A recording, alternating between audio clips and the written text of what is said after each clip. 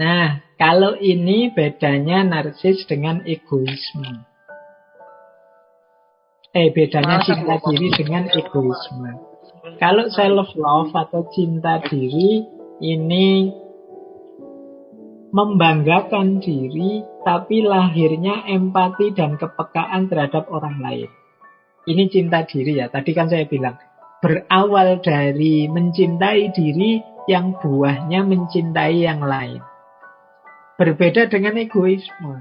Kalau egoisme itu diawali mementingkan diri sendiri dan nanti diakhiri dengan menuntut orang lain menjalani hidupnya sesuai cara demi keuntungan atau demi kesenangan kita. Ini orang egois. Jadi cinta diri itu diawali dari diri sendiri demi sesama. Kalau egoisme diawali dari diri sendiri untuk diri sendiri. Orang lain posisinya di mana? Orang lain hadir dalam rangka memenuhi kebutuhanku, menyenangkanku atau menguntungkanku. Ini orang egois. Awas keliru. Kadang-kadang kan kita, wah, itu bukan cinta diri itu namanya egois. Tidak, ada bedanya. Kalau egois itu ya memang hanya berhenti di diri kita. Tapi kalau cinta diri tidak. Kecintaan kita pada diri kita membuahkan empati dan kepekaan terhadap orang lain. Aku tidak suka kalau dimaki-maki. Oh, berarti aku jangan maki-maki orang. Nah, ini ciri orang yang mencintai diri. Jadi apa yang dia suka, dia terapkan juga pada orang lain. Beda dengan egois. Kalau egois itu, ya pokoknya yang dipikir dirinya sendiri terus. Tujuan, keuntungan, kesenangan, ya semuanya sepenuhnya hanya untuk dan demi dirinya sendiri. Inilah bedanya cinta diri dan egoisme. Jadi awas keliru. Berarti, Pak, orang yang cinta diri itu berarti sombong ya, Pak. Dia menganggap dirinya hebat, dirinya mampu. Enggak. Dia tidak sombong, tidak egois. Tapi dia membentuk dirinya dulu dalam kebaikan, baru mengabdikan kebaikannya untuk orang lain. Kalau egois itu berhenti dalam dirinya sendiri saja. Nah, ini strategi-strategi. Kalau ini sudah tips and triknya. Yang pertama, untuk kita bisa mencintai diri. Jadilah pribadi yang memaafkan. Termasuk memaafkan diri kita sendiri. Lupakan masa lalu. Dan mari kita cek deh, itu apa sih yang tidak bisa aku maafkan sampai hari ini. Nah, kalau saya Pak tidak bisa memaafkan ini, tidak bisa memaafkan itu. Nah, itu kan ketemu sekarang. Kalau sudah ketemu, kita tahu. Oh, ini ternyata yang memenjarakanku dalam kebencian, dalam ketakutan. Saatnya sekarang aku maafkan. Nah, ini awal. Jadi, mencari penyakitnya seperti itu. Pak, saya itu sudah memaafkan kok, Pak. Tapi rasanya kok masih belum bisa menerima diri saya sepenuhnya. Coba deh sekarang diteliti lagi. Apa yang sampai hari ini membuatmu masih takut, masih benci, masih tidak puas dengan dirimu. Kalau sudah ketemu, saya itu Pak, orangnya males Pak. Saya itu Pak, orangnya kalau sudah punya rencana malah saya tunda-tunda. Saya itu Pak. Nah, sudah ya. Yang kemarin-kemarin ketika kalian males, suka menunda-nunda, lupakan. Ayo dimulai yang baru. Berarti saatnya jangan males dan jangan menunda-nunda. Nah, ini jalan untuk kita bisa mulai mencintai diri kita sendiri.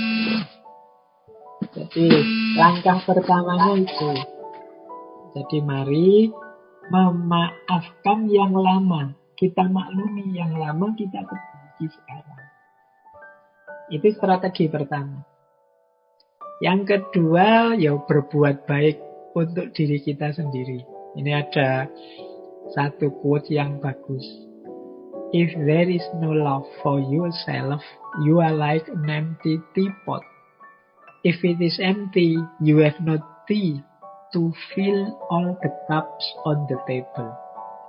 Kalau engkau tidak punya cinta untuk dirimu, engkau seperti teko nyateh yang kosong. Seperti ceret, seperti teko yang kosong. Kalau teko itu kosong, ya tidak ada isi tehnya, ya tidak ada yang bisa kita tuangkan ke all the cups on the table. Ke semua gelas yang ada, semua cangkir yang ada di meja.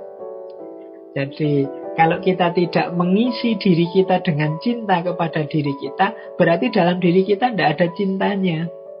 Kalau tidak ada cintanya, seperti teko, seperti ceret, seperti apalagi wadah yang kosong. Kalau kosong tidak bisa berbagi. Kalau kita ingin berbagi kasih, berbagi sayang, sharing dengan sesama, ayo kita isi diri kita dengan cinta. Cinta untuk diri kita. Dari situlah akan melimpah keluar cinta untuk yang lain. Kemudian ada lagi strategi. Ambillah kendali atas hidup kita. Jangan mengembangkan mentalitas korban. Kita ini sering, kalau hari ini ya kita sering pakai istilah playing victim. Playing victim itu untuk menutupi kesalahan kita, kita nuding orang lain yang salah. Atau kondisi tertentu yang salah. Wah, ini gara-gara jaringan, Pak, makanya saya tidak lolos kemarin ujian. Putus-putus, tidak terdengar suaranya, misalnya. Ini biasanya kita yang sebenarnya gagal, tapi kita playing victim. Kita salahkan jaringannya, kita salahkan dosennya saja. Masa ngasih soal kok tidak pernah disampaikan sudah diujikan. Misalnya. Pokoknya kegagalan kita timpakan pada orang lain. Kita lupa bahwa sepenuhnya kendali hidup itu ada di tangan kita. Jadi jangan mengembangkan mentalitas korban. Jangan playing victim tadi. Memposisikan diri sebagai korban. Ayo kita kendalikan sendiri hidup kita. Kalau memang keliru, tidak pas, kita akui, kemudian kita perbaiki. Kita terima bahwa kemarin saya salah. Sudah yang lalu jadi pelajaran, sekarang saatnya memperbaiki diri. Nah, ini akan membuat kita bisa mencintai diri kita. Kalau kita playing victim tadi, mungkin kelihatannya kita tidak bersalah atau kelihatannya orang menganggap kita tidak bersalah, tapi kita tidak bisa menipu diri kita bahwa sebenarnya ya kita ini sebenarnya memang keliru, kita ini sebenarnya memang gagal. Jadi ketika kita playing victim itu sebenarnya kita melarikan diri dari diri kita sendiri, tidak mau secara objektif mengakui situasi yang terjadi. Kalau memang kita melarikan diri, ya problemnya tidak terselesaikan. Kita tidak jadi lebih baik. Sementara kita tetap juga akhirnya akan benci dengan diri kita. Wong kita tahu bahwa yang gagal itu ya kita. Jadi ketika kita tidak mengakui, melarikan diri, pada akhirnya ya kita jadi korban beneran. Korban dari diri kita sendiri. Nah, strategi yang keempat, mari kita melakukan apapun sesuai kebutuhan. Tidak harus sesuai keinginan. Nah, biasanya orang itu yang keinginannya tak terbatas, sulit untuk bahagia. Orang yang tidak bahagia, ya orang yang tidak puas dengan dirinya. Mengapa engkau tidak puas dengan dirimu? Biasanya karena target ini, target itu tidak terpenuhi. Kenapa tidak terpenuhi? Bisa jadi karena keinginan kita yang tidak terkendali. Kita tidak bisa ngukur kebutuhan kita. Misalnya, kebutuhan itu, kita lapar. Kita lapar itu kan cuma butuh makan dan kenyang. urusan menunya apa, itu urusan keinginan. Kalau kita tidak bisa mengendalikan keinginan, itu makan ya harus di restoran ini, menu yang mahal ini, itu. Sementara harusnya kalau memenuhi kebutuhan itu di angkringan saja ya cukup. Pakai nasi kucing saja ya sudah bisa kenyang. 2 bungkus, 3 bungkus itu sudah kenyang itu pakai nasi kucing. Tapi kan kita tidak sekedar mengejar kebutuhan, mengejar keinginan. Akhirnya ketika keinginan tidak terpenuhi, kita kecewa dengan diri kita. Karena kita kecewa, ya sulit kita bisa cinta pada diri kita. Makanya itu ditulis, hanya sedikit orang yang bisa bahagia dengan yang mereka miliki. Mereka inginnya selalu lebih. Ini namanya nuruti keinginan. Makan itu kebutuhan kan. Kebutuhan itu urusan perut. Tapi kalau keinginan ini urusan mulut. Wah, menunya inilah, selera saya ini, kesukaan saya ini. Itu keinginan itu ngurusi. Kalau bahasa Jawanya nggugu karepe untu. Jadi mengikuti keinginannya gigi dan lidah. Padahal kalau sudah lewat garis lidah itu ya makanan apa saja ya sama. Jadi apakah makanan yang mahal ataukah makanan murah, kalau sudah masuk kerongkongan, masuk perut, itu ya perlakuannya sama. Tapi kan kita sering lebih fokus untuk mengikuti keinginannya mulut dan lidah. Ini yang sering membuat kita tidak puas terhadap hidup kita. Kita diburu-buru, dikejar-kejar oleh keinginan demi keinginan. Akhirnya sulit mencintai diri. Nah, tips lagi yang kelima, kita istiqomahkan.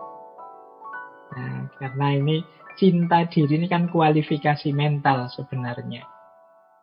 Berarti apa? Agar benar-benar cinta itu tumbuh, ya kita ulang-ulang. Kita perbaiki terus-menerus. Kalau bahasa agamanya kita istiqomahi. Kita sayang diri kita terus, kita cintai diri kita terus. Nanti dia sudah jadi karakter. Perilaku kita akan terbentuk semacam itu. Jadi perbaikan diri yang terus-menerus. Ini namanya strategic self-love. Bagaimana kita mencintai diri. Nah, kita lanjutkan biar waktunya nyampe.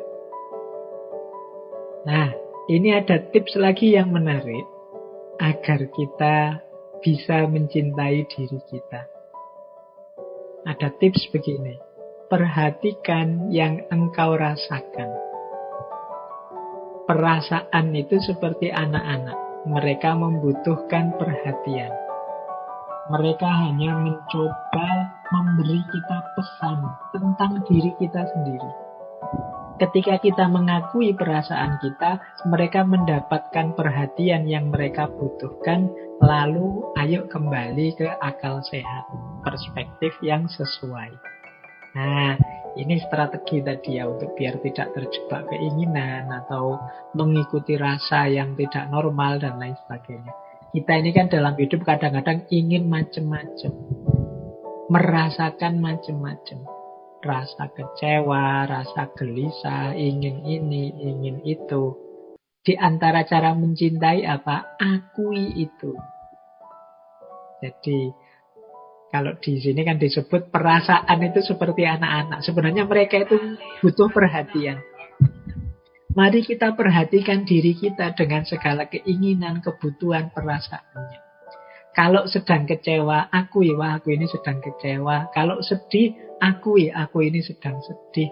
Kalau memang tidak suka, akui, aku tidak suka yang seperti itu. Nah, ini namanya kita memberi perhatian. Kita akui, kita perhatikan kondisi objektif diri kita. Kalau sudah mengakui, saatnya akal sehatnya digunakan. Aku tidak suka sama Pak Guru itu kalau menjelaskan ruwet misalnya. Nah, kita akui ketidaksukaan kita. Tapi setelah itu, yuk kembali ke akal sehat. Tapi kan beliau ya guru, seperti apapun jasanya besar terhadap aku. Nah, berarti ketidaksukaanku itu ya nanti cara memanifestasikannya tidak boleh sembarangan, tetap sesuai dengan akal sehat. Ini jalan hidup yang memudahkan kita mencintai diri kita. Sering-sering kita itu tidak mengakui, tidak objektif terhadap kondisi jiwa kita, terhadap perasaan kita. Sehingga ya kalau tidak diakui akhirnya ya dia bergeraknya liar. Aku sebenarnya suka loh sama orang itu, sayangnya orang itu punya suami. Nah itu kan diakui, tapi terus ya sudah nggak dilanjutkan, orang punya suami, akal sehatnya jalan. Tapi perasaan ini diakui sehingga mudah dikendalikan. Ini tidak boleh, ini tidak boleh. Nah itu kan dikendalikan karena kita akui keberadaannya. Nah jadi ini strategi yang pertama. Kita akui, kita perhatikan apa yang kita rasakan. Kalau sudah diperhatikan, kembali ke perspektif yang sesuai, kembali ke akal sehat. Nah ini penting bagi kita agar hidup tetap terarah tapi tidak kecewa dengan diri kita sendiri. Penting mungkin kita juga harus melatih, membiasakan diri untuk bersyukur. Hidup kita itu sebenarnya penuh dengan hal-hal yang positif. Bahkan dalam segala yang kita anggap negatif. Kalau dalam diksi agama itu ada istilah segala sesuatu ada hikmahnya. Nah, berarti apa? Ada manfaatnya. Alhamdulillah ya Allah, aku dapat masalah ini. Akhirnya aku paham caranya. Aku ngerti cara mengatasinya. Nah, itu kan syukur. Alhamdulillah aku kemarin kena sakit COVID. Akhirnya sekarang aku ngerti cara menghadapinya. Cara misalnya nanti tidak ke karantina sendiri aku ngerti caranya. Nah, itu kan dapat ilmu sekarang. Itu namanya syukur. Dalam hal yang paling pahit sekalipun kita bisa menemukan sudut positifnya. Beda dengan tadi yang orang mindsetnya pembenci tadi, dalam hal yang paling baik sekalipun dia melihatnya dari sudut negatifnya. Tapi ayo latihan jadi pribadi yang bersyukur. Dalam hal yang paling pahit sekalipun kita bisa menemukan sisi positifnya. Nah selanjutnya penting juga pergaulan kita. Yuk kita cari teman-teman, orang-orang yang setipe dengan kita, yang suportif, yang peduli. Kalau kita ingin jadi pribadi yang bersyukur, cari teman-teman yang memang karakternya karakter suka bersyukur. Kalau kita ingin teman-teman yang mencintai diri, ya sesama teman yang mencintai diri akan mudah suportif, peduli. Lingkungan juga menentukan. Orang itu kadang-kadang punya teman apa, seperti itulah dia terbentuk. Aslinya pendiam sih, tapi kok kebetulan kuliah di Jogja satu kos dengan teman yang cerewet semua. Itu biasanya terus secara tidak sadar terpengaruh ikut banyak omong. Lingkungan sekeliling, teman juga menentukan. Terus self-reward. Nah, boleh untuk menyemangati kebaikan-kebaikan cinta diri tadi, teman-teman memberi hadiah untuk dirinya sendiri. Kalau aku meningkat lebih baik, aku jadi ini atau aku meraih ini, meraih itu, sukses di sini, sukses di situ, aku akan memberi hadiah diriku ini. Biasanya makannya di angkringan, kalau nanti aku sukses tidak sombong, berhadapan dengan orang ini, orang itu, yus makan di restoran lah sekali, tidak apa-apa. Self-reward ini namanya. Jadi memberi hadiah untuk diri kita sendiri. Nah, penting dalam rangka menyemangati. Kemudian afirmatif atau positive self-talk. Memberi afirmasi positif pada diri. Aku ini mampu loh. Aku ini penting loh. Aku ini istimewa loh. Keistimewaanku banyak loh. Aku ini, nah ini namanya positive self-talk. Kita itu kan sering ngobrol dengan diri kita sendiri. Sadar atau tidak sadar. Ada yang dibunyikan, ada yang tidak. Mungkin ada teman itu yang suka geruneng ngomong sendiri, itu kan self-talk namanya. Nah, yuk sering-sering self-talk yang positif. Kalau tidak terkontrol nanti self-talknya negatif. Kalau self-talknya negatif, ya berpengaruh terhadap diri yang negatif. Jadi kan kita dalam hidup sehari-hari ini kan mengalami macam-macam peristiwa. Biasanya terus komen. Komen itu ya gerundeng sendiri, mengucapkan sesuatu sendiri. Nah, usahakan sifatnya selalu positif. Positif self-talk.